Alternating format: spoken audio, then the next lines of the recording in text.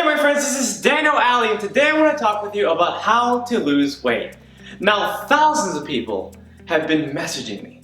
They've been emailing me. They've been commenting, and they've realized that I've lost a lot of weight. And it's true. Because in the last 6 months, I've dropped over 50 pounds of fat. And now I want to share with you exactly how I did it. But before I do, I want to share with you how I actually got fat in the first place. Now, I wasn't always fat, but when I started making a lot of money, when I hit my first 6 figures many years ago, I started going out to different places, eating a lot of food, getting dessert everywhere I went, and trying to please myself and my wife and the people I was surrounded by. And as the weight began to accumulate, I realized that I was feeling sluggish, that I was feeling tired, that I wasn't able to climb up the stairs or even touch the basketball rim anymore, which is actually 10 feet high. It used to be very easy for me to do. Then I asked myself, why is this happening to me? How did I get to this situation? And what can I do to resolve it? Now, it didn't take until several years until I actually made a decision, a conscious decision, to do something about it. And today I want to share with you 6 things that have helped me to lose all that weight.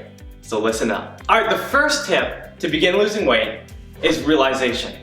Look, you have to realize that you are in a certain predicament that is unfavorable to your highest health standards. You have to begin to realize that this is not who you are. A lot of people fall into denial and begin to settle for their excuses. You know, a lot of times you hear people say, well, I just got married, and when you get married, you put on some extra weight. Or you hear people say, oh, I have kids, and so my kids have taken my time away from the gym.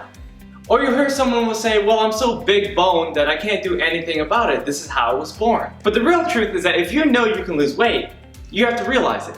If you know that you have extra fat that you don't need, then you have to come to a conclusion that this is what needs to be done.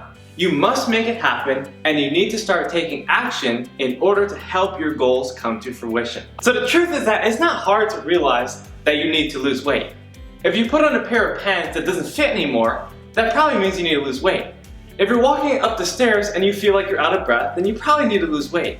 If you feel uncomfortable doing certain things with certain people in certain places, then you probably need to shed a few pounds. Now, on the other side of the spectrum, there's people who are skinny that feel like they need to lose weight.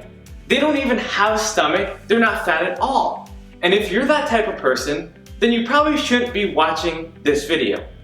But if you're the kind of person that can take your 2 fingers, well, your finger and your thumb, and actually grab under your belly button and pinch at least 1 inch of fat, then you need to keep watching this video because I'm speaking to you. In all seriousness, in order to lose weight, you need to realize that weight has to be lost. And once you come to that realization, you can take the next step, which is motivation. Realization leads to motivation. And let me explain. Now, once you come to the proper realization that you need to change, you will gain the motivation by looking around in this whole entire world. Maybe you look on social media and you'll see somebody with a 6-pack. Maybe you'll see someone doing something that you know you want to accomplish, that you know you can accomplish, but you actually can't because of your current weight. Whatever it is, you need to go and grab that motivation that will help you conquer your goals, that will help you overcome your fears and help you make dramatic changes in your life. The first thing you want to do to get and stay motivated is to write your goals down on paper. For instance, write down your ideal body weight. If you weigh 250 pounds and you want to get down to 200 pounds, then write it down. If you run a mile on a treadmill and it takes 20 minutes to do so, but you want to get it down to 15 minutes and then eventually 10 minutes, write it down and then give yourself a time limit to accomplish it. When you give yourself a time limit, it pushes you, it motivates you to do it so much faster. Even more important than motivation is setting the right standards. Look, if you're a 50-year-old man and you're comparing yourself to a 20-year-old bodybuilder or a 30-year-old professional athlete, that's not really going to help you reach your goals because that's not you. And they've been training so long, they've been doing certain things that you just aren't able to do anymore. Now, of course, you can use them as motivation to reach your goals. You can study their workouts, you can understand their tips, but you cannot compare your standards with their standards because they're in a whole different ball game. They're in a whole different playing field. They have a whole different lifestyle, a whole different body, and a whole different age.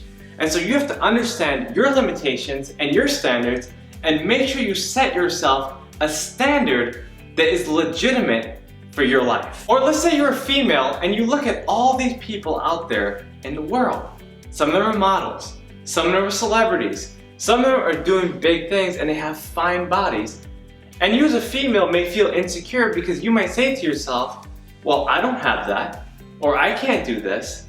But what I'm saying is do not be discouraged. You see, a lot of people end up manipulating their bodies. They enlarge their breasts, they change their buttocks, they do all these kind of things that make them look different. And so you have to realize that that's not you, that you don't have to go through a surgical procedure to look a certain way. So basically what I'm saying is find the proper motivation that will help you elevate your spirits. Don't look at people or things that you cannot be. Don't look at procedures that you don't want or don't need. Be yourself first because everyone is taken. And if you want to lose weight, then you need proper motivation. The third step for losing weight is knowledge. Look, my friends, you need to be prepared with the right amount of knowledge in order to accomplish all your goals. And in order to do that, you need to study. You need to actually open up a book and start reading. I remember when I read the book, The Whole Foods Diet. I remember thinking to myself, wow, it's so simple. Eating natural foods will just change my life.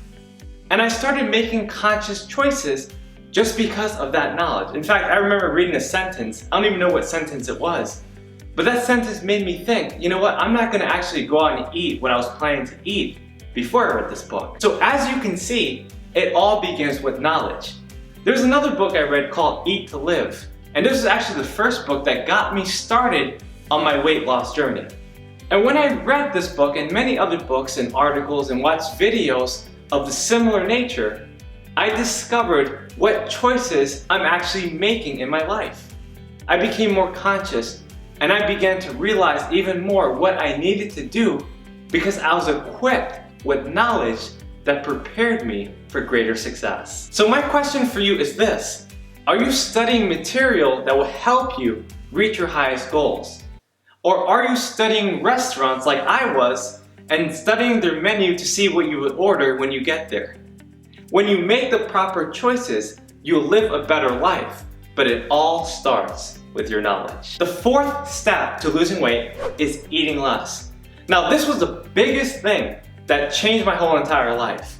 Because once I realized that I needed to take action, the easiest thing to do was to actually eat less. Now, the Japanese have a saying where they eat until they're about 80% full. It's called being Japanese full. And when you're 80% full, you'll realize that that's enough food for you.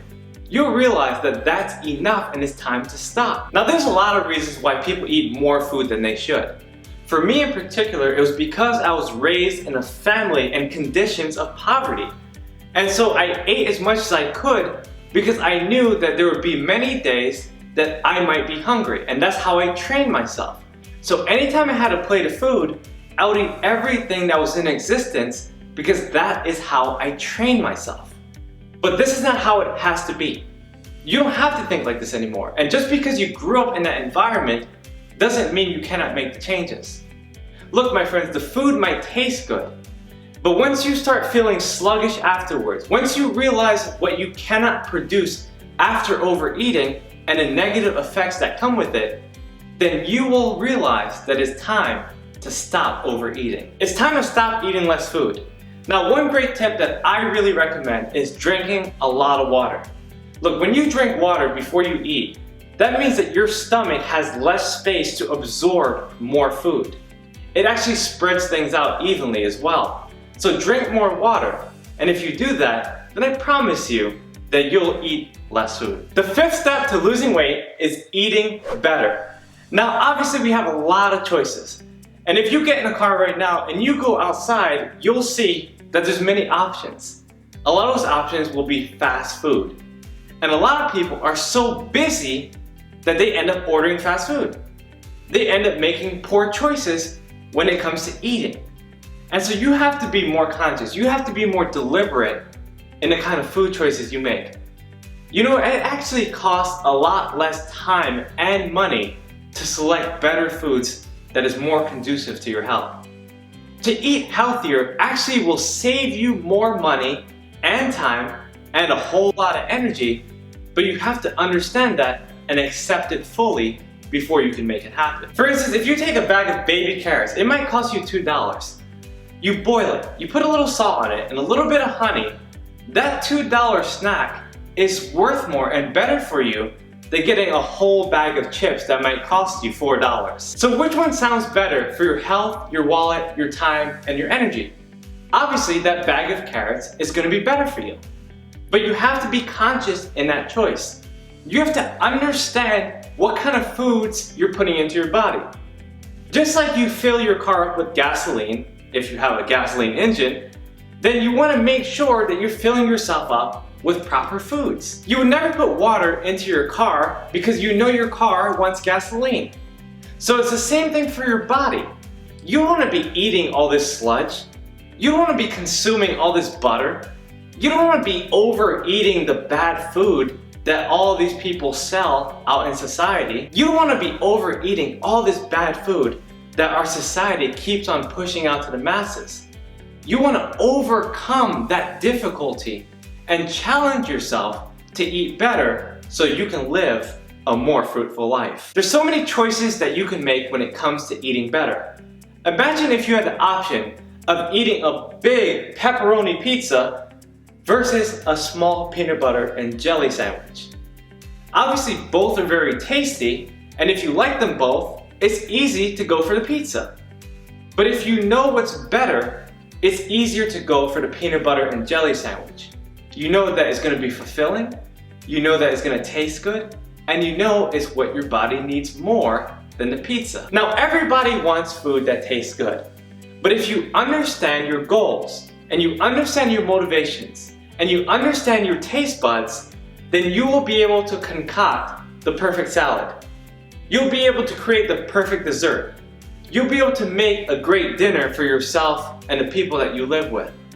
And if you learn exactly what I'm saying and do it correctly, then you'll start eating cleaner, you'll start feeling better, and you will begin shedding off a lot of pounds. Now, the sixth and last tip is exercising. It's very important to lift weights. It's very important to be flexible.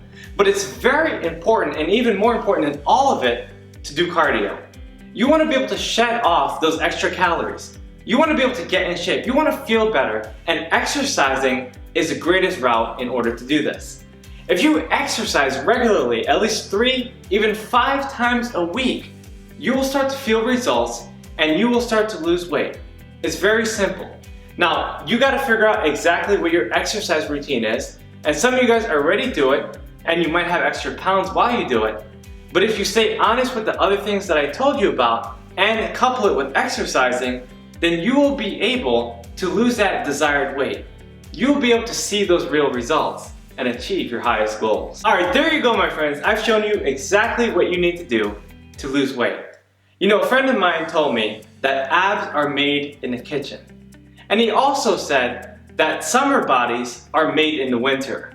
So make sure that you do everything you can in your power to take control of your body, because your body is a temple. There you go, my friends. If you like this video, please subscribe to my channel, hit that notification button, and leave a comment in the section below letting me know more about your weight loss journey, because I look forward to reading your inspiring stories. And if this video helped you, let me know. Send me an email. I look forward to chatting with you and learning more about your journey.